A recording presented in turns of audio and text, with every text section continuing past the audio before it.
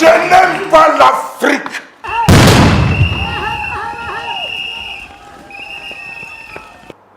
Mais je vous vois misérable. Un peuple passif qui accepte tout.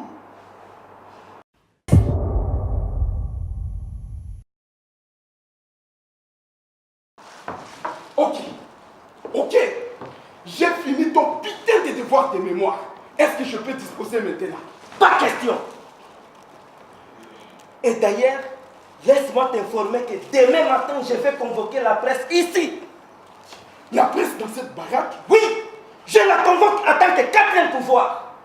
Qu'est-ce qui nous a poussé justement à organiser la seconde édition dans un contexte sociopolitique assez particulier, assez difficile, qu'on a traversé au Burundi. Et donc on s'est dit, la meilleure façon justement, c'est de ne pas arrêter.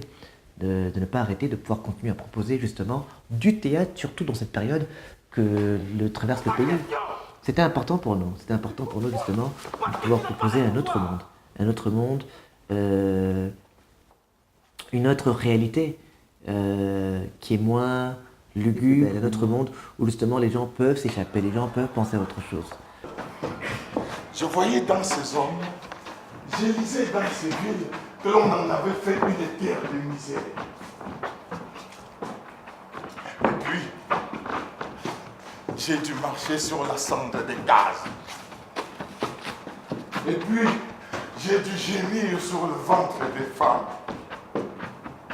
Et puis, j'ai dû coucher sur la terre étrangère, la terre qui fut mienne. Une troupe de morts s'est levée parmi tout. J'ai beaucoup aimé le spectacle. Premièrement, c'était un poème comme ça.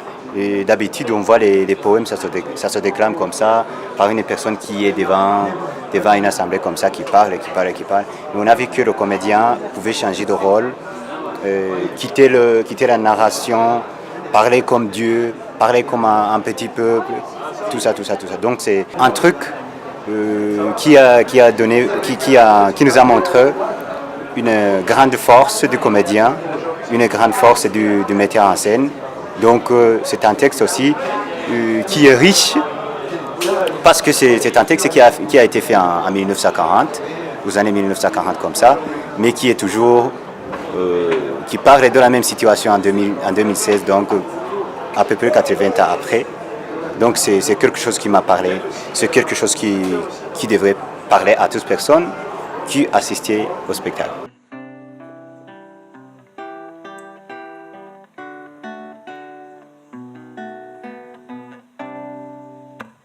Vaja.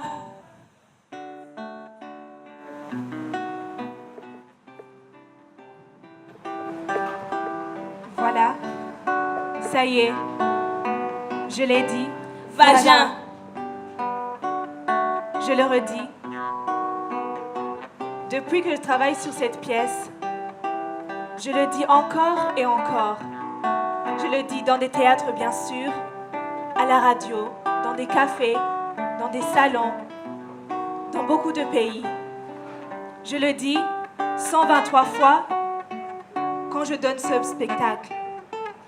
Les monologues... La vocation du festival Boula sans tabou, c'est tout le temps justement de pouvoir proposer un débat, briser le tabou et pouvoir donner justement à l'artiste l'occasion de parler. Et durant cette seconde édition, oui, le tabou a été brisé. Le tabou a été fondamentalement brisé. Par exemple, lorsque l'on voit le court extrait qu'on a réalisé du monologue des vagins, qui avait été produit justement durant la journée internationale des droits de la femme, le 8 mars, nous avons adapté la pièce Le monologue des vagins de Eve Ensler dans une dynamique burundaise. C'est-à-dire donner la parole aux femmes burundaises de parler de leur vagin, tout simplement. Oui, en habit traditionnel burundaise. Leur donner l'opportunité, l'occasion de pouvoir s'exprimer. C'était génial, c'était fort, même si cela a créé des polémiques. Mais justement, c'est une façon justement de briser le tabou. Réfléchissons un instant. Supposons que Jésus n'est pas celui que vous croyez.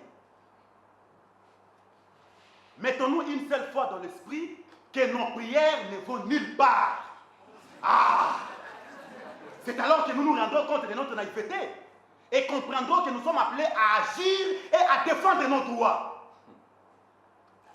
Nous avons aussi plusieurs pièces qui étaient fondamentalement tabous. Une pièce du groupe Taksen de Kisangani, Et si Jésus n'était pas Dieu, qui remet en question la place de la religion que l'on a dans nos sociétés respectives en Afrique. C'est une pièce forte qui bouscule les idées reçues. Si Jésus n'était pas Dieu, justement. Pour quelle raison, quels que soient les problèmes que l'on a en Afrique, on se tourne tout le temps vers Dieu, alors que l'on pourrait se tourner vers nous-mêmes. Tu sais, aujourd'hui, j'étais dans le bar, juste en face de ton kebab. Je t'ai regardé. Sans deck. Sans deck. Je buvais une bière. Et je te regardais. Je me suis demandé, si jamais, si jamais j'entrais dans le kebab, que je me dirigeais au comptoir, que j'enfilais ta jupe, et que je t'enfilais direct, devant la gueule de tous ces losers là, tous ces losers qui nous matent. Hey! La nouveauté de cette seconde édition du festival Boulot sans tabou était justement dans un premier lieu de pouvoir délocaliser le festival. C'est-à-dire que le festival ne se passe pas qu'à Bujumbura, la capitale du pays, mais aussi à Gitega, qui est la seconde capitale du pays, à 1h30. Nous voulions justement pouvoir proposer le festival Boulot sans tabou à d'autres publics, que ce ne soit pas seulement exclusivement réservé aux gens de la capitale. Et nous avons une très belle surprise parce que justement le festival a été bien accueilli et nous avons pu apprendre autant des choses sur nous que sur eux, quoi. Et surtout par la qualité du travail que nous avons proposé aux gens de Gitega. La seconde nouveauté était aussi de pouvoir ouvrir le festival, de pouvoir créer un pont, une passerelle entre les pays d'Afrique de l'Ouest et d'Afrique de l'Est. Parce qu'on a réalisé justement qu'il n'y avait pas vraiment de contact entre nous. Tournez, tout le monde tournez. Tout le monde tournez. Voilà, qui est devant?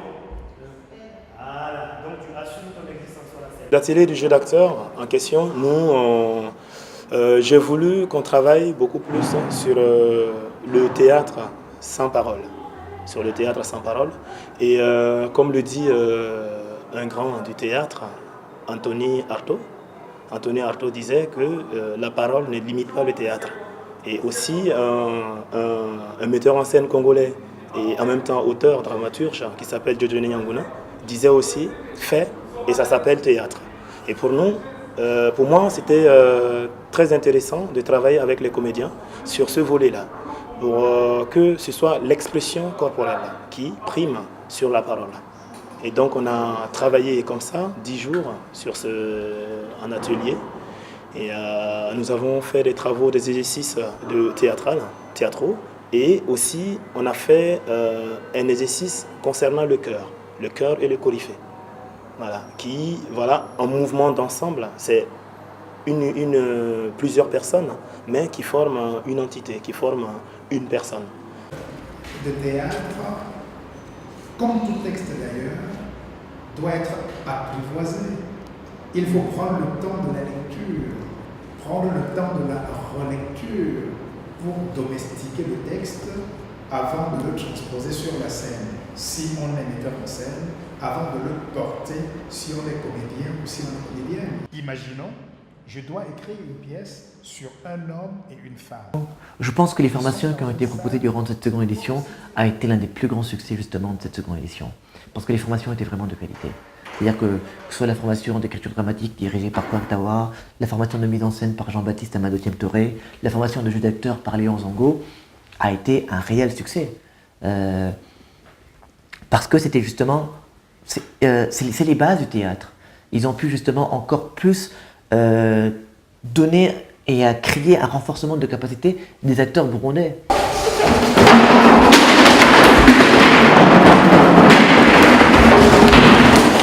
Depuis 4-5 jours, comme ça, qu'on travaille ensemble, de voir le potentiel de ces jeunes-là, de voir combien est-ce qu'il y a un potentiel caché dans ce pays qui a besoin d'être révélé, qui a besoin d'être poussé, qui a besoin d'être formé et qui a besoin justement de moments comme celui-là pour pouvoir s'aguerrir, s'affirmer et porter haut le flambeau de la culture burundaise demain. Ça nous évite d'aller dans la gratuité de la violence. Et ça nous amène aussi. Nous, en tant que metteurs en scène, avant, on pratiquait la mise en scène dans notre troupe. On le faisait, mais ce n'était pas vraiment professionnel. Ce n'était pas quelque chose qui est consistant. Et c'est pourquoi, avec la formation, on se rend compte qu'il y a des choses qu'on ne savait pas, mais qu'à travers la formation qu'on est en train d'acquérir, et ces choses vont nous aider dans notre vie de metteur en scène. Sois prudente, ma fille. Et souviens-toi, quand vieillard couché, vois plus loin, quand jeune debout, qu'il vous. Mes yeux ont Je pense que les bailleurs, suite à la première édition qui a été un succès, ont voulu justement continuer cette aventure et nous suivre dans cette seconde édition. Je pense qu'ils étaient intéressés par l'idée justement, par l'idée que nous voulions proposer un autre monde que celui qui prévaut au Burundi actuellement. Nous voulions créer un espace, créer un milieu, un endroit où justement les gens puissent s'évader, puissent un peu sortir de cette réalité un peu trop morbide qui prévalait au Burundi justement suite en avril 2015.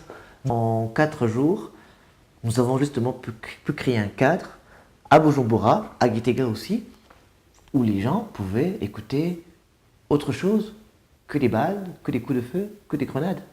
Pour la 3e édition qui se passera en 2018, on a déjà dans l'idée de sortir un peu de notre zone de confort. C'est-à-dire de ne pas toujours proposer des spectacles toujours aux mêmes endroits, que ce soit l'Institut français du Burundi, que ce soit le centre de Kamenge, mais on aimerait beaucoup plus investir d'autres lieux, soit par exemple les quartiers populaires de Bujumbura.